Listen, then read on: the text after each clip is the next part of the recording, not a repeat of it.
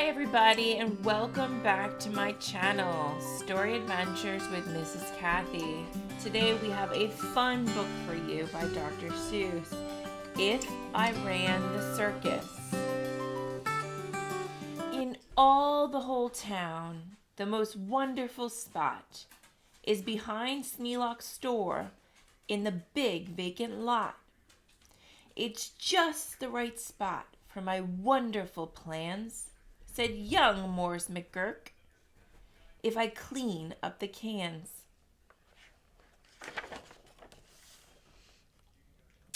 Now a fellow like me, said young Morris McGurk, could get rid of this junk with a half-hour's work. I could yank up those weeds and chop down the dead tree and haul off those old cars. There are just 2 or 3. And then the whole place would be ready, you see. All ready to put up the tents for my circus. I think I will call it the Circus McGurkus. The Circus McGurkus, the world's greatest show on the face of the earth or wherever you go. The Circus McGurkus, the cream of the cream. The Circus McGurkus, the circus supreme. The Circus McGurkus, colossal, stupendous, astounding, fantastic, terrific, tremendous. I'll bring in my acrobats, jugglers and clowns from 1,033 far away towns to the place that you'll see 'em in, ladies and gents, right behind Sneelock's store in the great McGurk tents. And I don't suppose old Mr. Sneelock will mind when he suddenly has a big circus behind.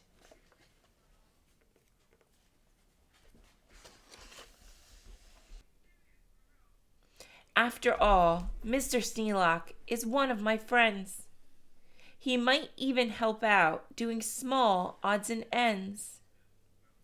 Doing little odd jobs, he could be of some aid, such as selling balloons and pink lemonade.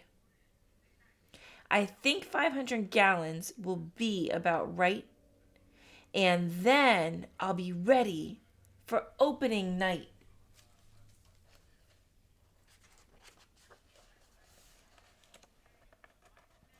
What an opening night! What a night! What a sight! I'll hoist up the curtains, the crowds will crowd in, and my Circus McGurkus will promptly begin.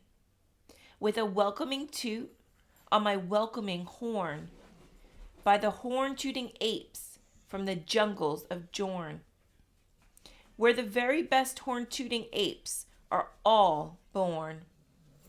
'Cause the very fresh air there is fine for their lungs, and some of those fellows have 2 or 3 tongues. This way, step right in. This way, ladies and gents. My sideshow starts here in the first of my tents. When you see what goes on, you'll say no other circus is half the great circus of the Circus McGurkus. Here on stage 1, from the ocean of elf, is a sight most amazing, a walrus named Rolf.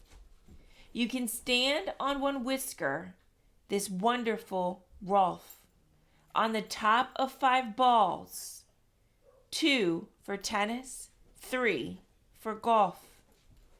It's a marvelous trick, if I say so myself.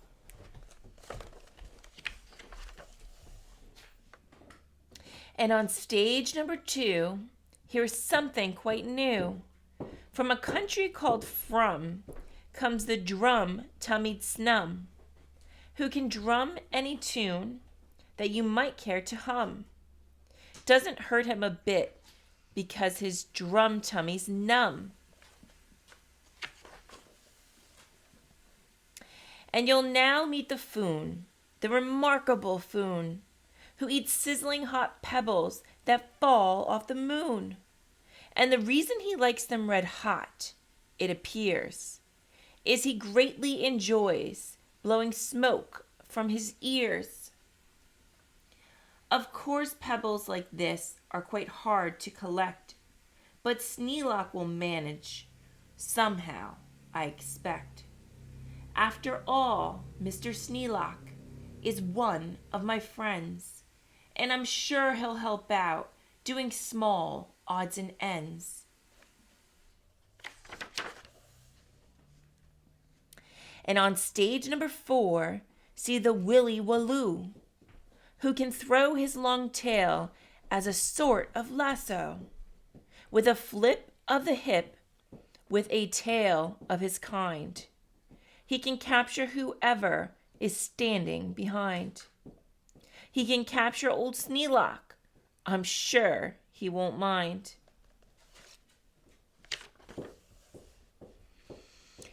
And now here is a hoodwink who winks in his wink hood. Without a good wink hood, a hoodwink can't wink good. And folks, let me tell you, there's only one circus with wink-hooded hoodwinks. The Circus McGurkus.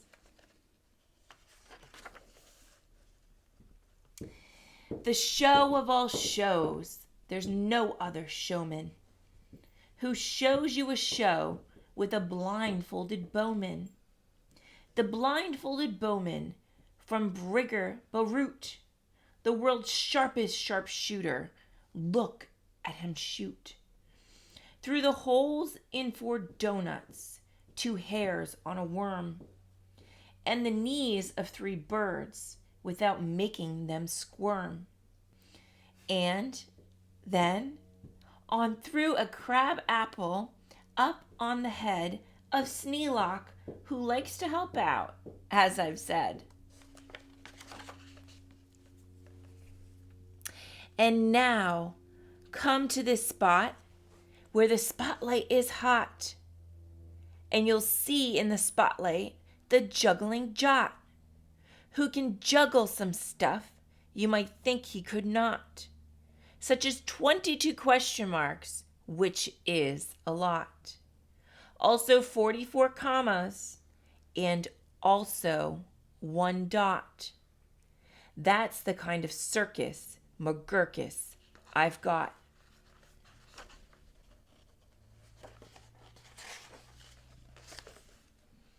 But that's just a sideshow, a start, a beginning. This way to the big tent, you'll find your head spinning. Why, ladies and gentlemen, youngsters and oldsters, your heads will quite likely spin right off your shoulders. So hurry, step lively, quick, ladies and gents, and get into your seats in my tent of all tents. My parade of parades is about to commence.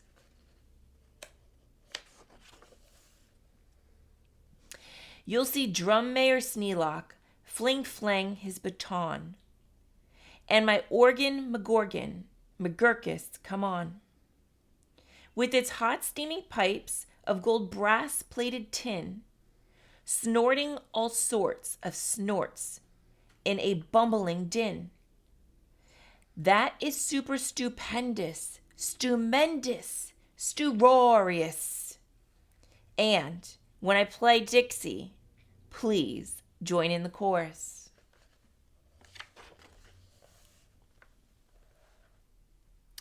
Then a fluff-muffled truffle will ride on a huffle, and next in the line, a fine flumux will shuffle. The flumux will carry a lurch in a pail, and a fibble will carry the flumox's tail. While, on top of the flumox, 3 harp-twanging schnarp will twang mighty twangs on their 3 snarper harp, while a blowster blows blops on a 3-nozzled blowser, a nostril blows flaps on a 1-nozzled noser, and then comes a lion who's partly a trout. Then more fun stuff for 45 minutes about.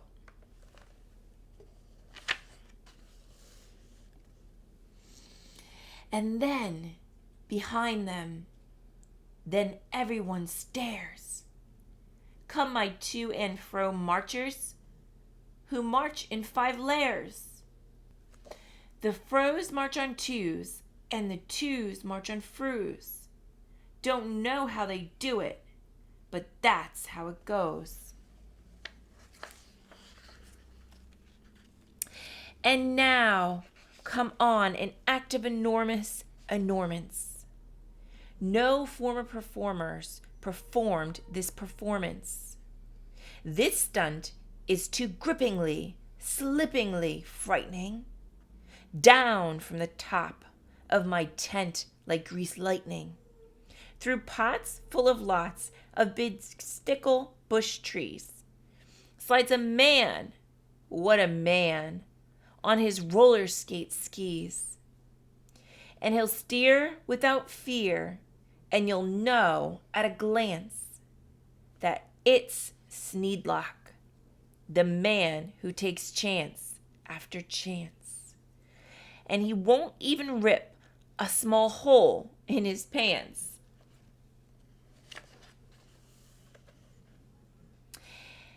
And now here, in this cage, is a beast most ferocious, who's known far and wide as the spotted atrocious, who growls and howls and yowls the most blood-curdling sounds, and each tooth in his mouth weighs at least 60 pounds, and he chews up and eats with the greatest of ease things like carpets and sidewalks and people and trees.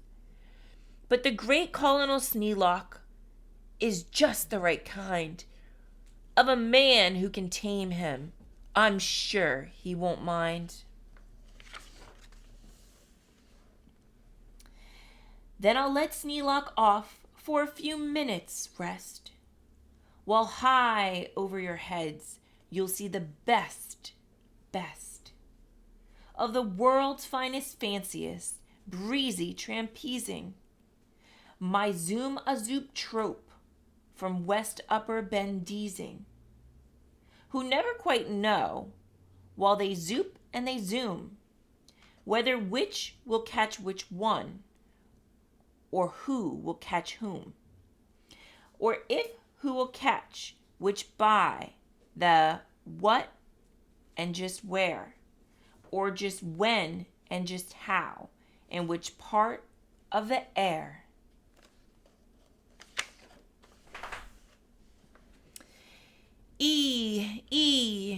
What a circus, my Circus McGurkus. My workers love work. They say, work us, please work us. We'll work and we'll work up so many surprises. You'd never see half if you had 40 eyeses. And now, again, Sneedlock. Brave Sneedlock is back, risking life on his patented life-risking track. While the speedsters I call my colliding collisions race round in swift cars called abrasion contusions. And Sneedlock just lies there, not one bit excited. I know he won't mind. He'll be simply delighted.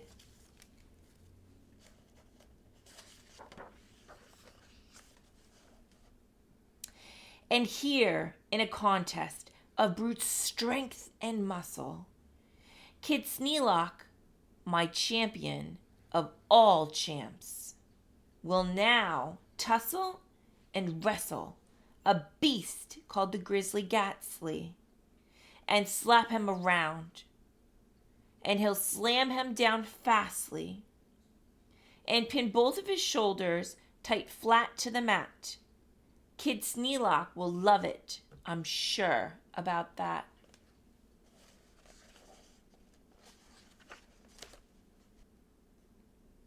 And while that goes on there, look at this go on here. Have you heard of my herd of through horns jumping deer? Every deer jumps through horns of another pell-mell, while his horns are jumped through at the same time as well, by a deer whose horns also are being jumped through, by another who's having his horns jumped through too, which I'm sure Trainer Sneelock can train them to do.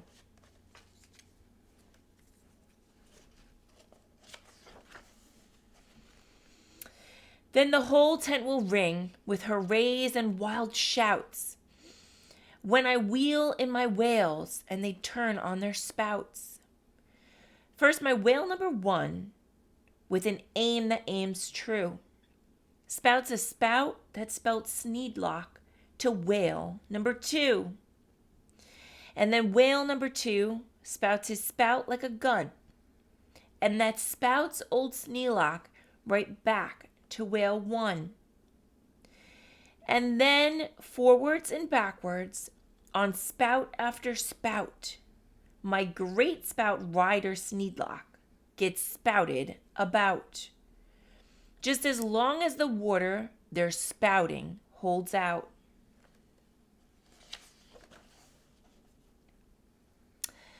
Then my tournament knights, noble apes without fears, Sir Hector, Sir Victor, Sir Bops, and Sir Beers, Sir Hawkins, Sir Dawkins, Sir Jocks, and Sir Jeers, clatter into the tent, and while everyone cheers, stage a roust about joust with their boxing glove spears.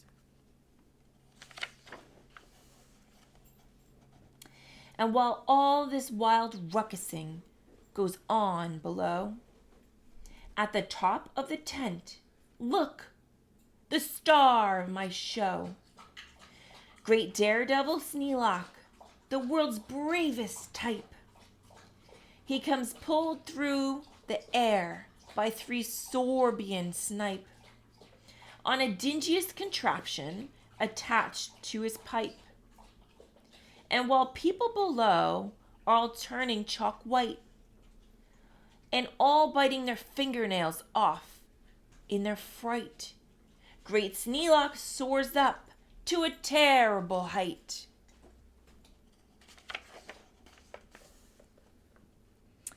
Then he shakes himself loose. He starts down in a dive, such as no man on earth could come out of alive. But he smiles as he falls, and no fear does he feel. His nerves are like iron, his muscles like steel. And he plunges down, down, with his hair still combed neat, 4,692 feet.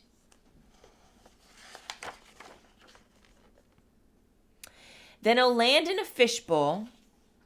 He'll manage just fine. Don't ask how he'll manage. That's his job, not mine.